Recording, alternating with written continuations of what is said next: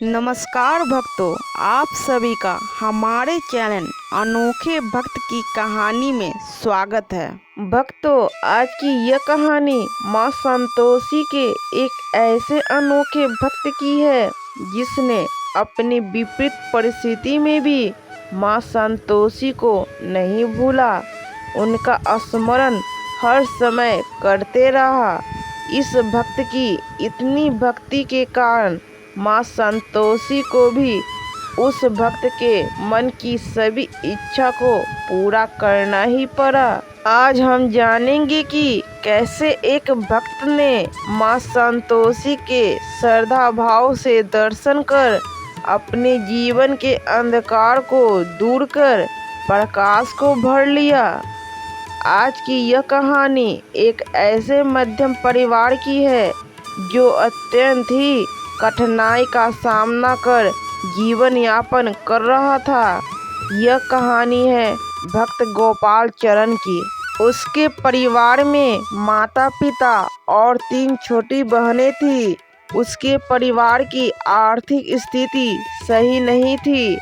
आर्थिक स्थिति बिगड़ने के कारण उसका तथा उसके परिवार का जीवन यापन बड़े कठिनाई से चल रहा था।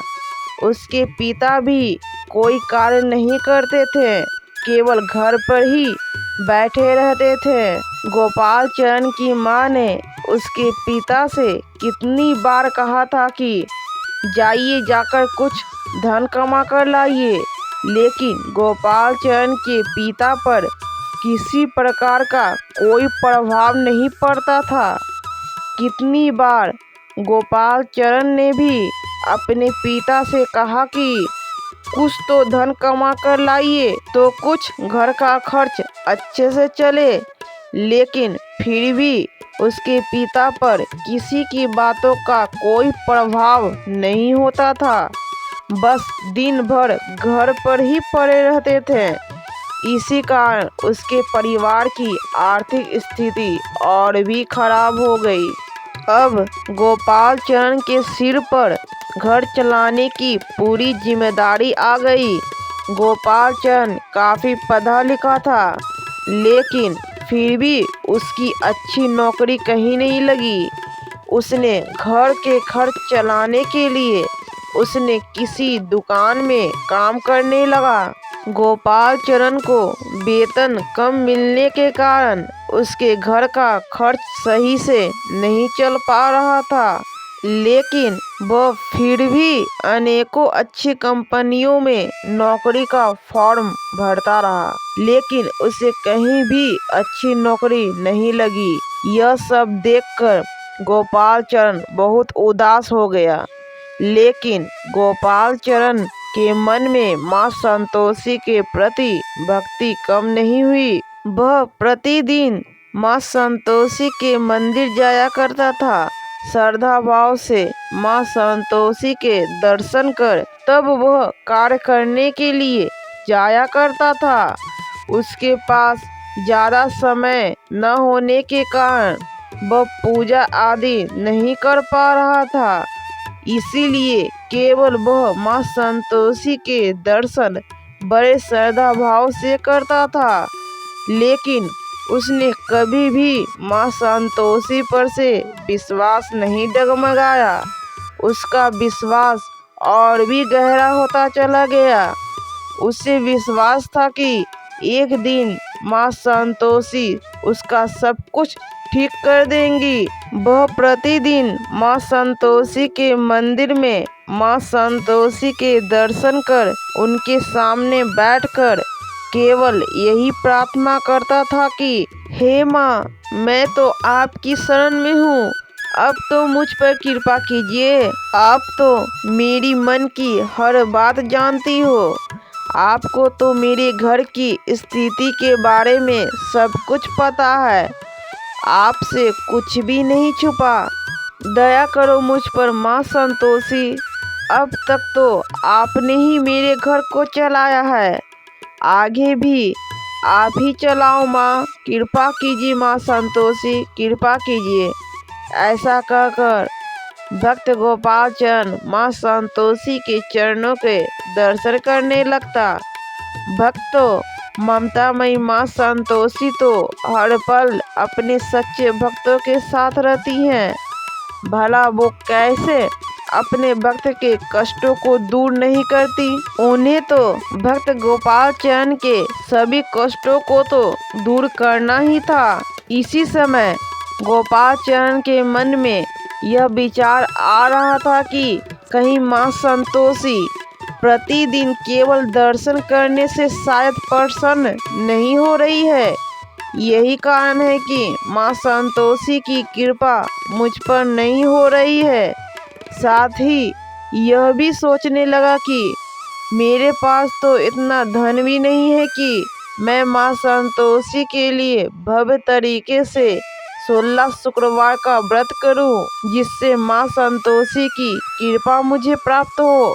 भक्त गोपाल चंद अपने मन में इसी तरह के विचार कर ही रहा था कि अचानक उसके कान में एक पंडित जी की आवाज पड़ी, जो भक्तों को माँ संतोषी के दर्शन के महत्व को समझा रहे थे। वे कह रहे थे कि माँ संतोषी के दर्शन का फल इतना अनंत है कि जिसे शब्दों में नहीं कहा जा सकता। माँ संतोषी का दर्शन समस्त पापों का नाश करने वाला है और अनंत सुख, समृद्धि और शांति प्रदान करने वाला है। समस्त दुर्भाग्यों का नाश करने वाला है। भक्त गोपाल चंद के कान में जैसे ही यह आवाज पड़ी तो उसके मन में उठ रहे सारे सवालों का जवाब मिल गया। उसने प्रसन्न होकर माँ संतोषी को धन्यवाद किया तथा मन में यह विश्वास करके कि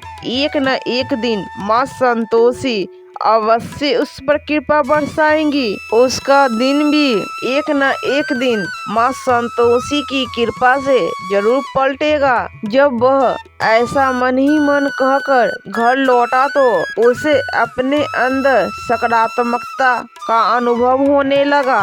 धीरे धीरे कर माँ संतोषी की कृपा से उसके घर का वातावरण भी अच्छा होने लगा। घर के जो लोग हमेशा बीमार रहा करते थे वे स्वस्थ होने लगे। अंदर ही अंदर उसका विश्वास बढ़ने लगा कि अवश्य ही बहुत ही जल्द उसका जॉब भी कहीं अच्छी जगह लग जाएगा और उसके घर की सारी समस्या भी दूर हो जाएंगी।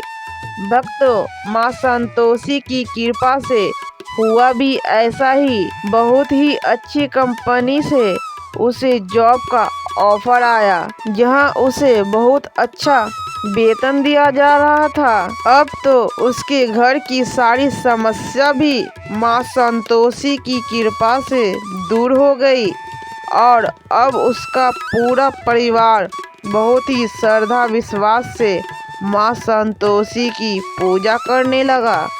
भक्तों, माँ संतोषी अपने भक्तों का साथ कभी नहीं छोड़ती हैं और न ही भक्त के विश्वास को टूटने देती हैं। चाहे भक्त उनकी पूजा करने में समर्थ हो या न हो, अगर भक्त केवल मंदिर जाकर श्रद्धा भाव से उनके दर्शन भी करता है तो माँ संतोषी अपने भक्त के जीवन से समस्त समस्याओं का समाधान कर देती हैं, जैसे भक्त गोपाल चंद के साथ हुआ। भक्तों, आज की ये कहानी हमें यह बताती है कि यदि भक्त पूर्ण श्रद्धा भाव के साथ भगवान का दर्शन करता है तो उस भक्त की सभी समस्या भी धीरे धीरे कर समाप्त होने लगती है और उस भक्त के सभी बिगड़े कार्य बनने लगते हैं और उस भक्त पर भगवान की विशेष कृपा होने लगती है। जय माँ संतोषी। धन्यवाद।